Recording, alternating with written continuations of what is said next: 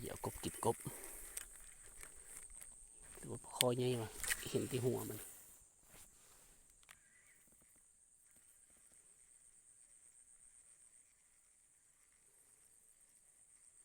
ถ้าเป็นปลาคอมันโดดซะแล้วปะนี่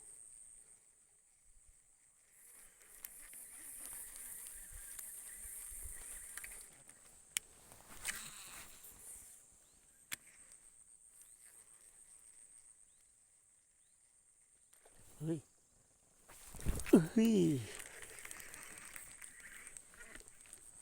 ปลาคอวะตามไปดู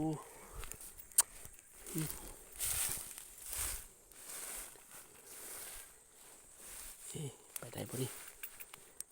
ได้อยู่เป็นคันถวยตัวนี้น้อยนี่เดี๋ยวละเก็บปลากัน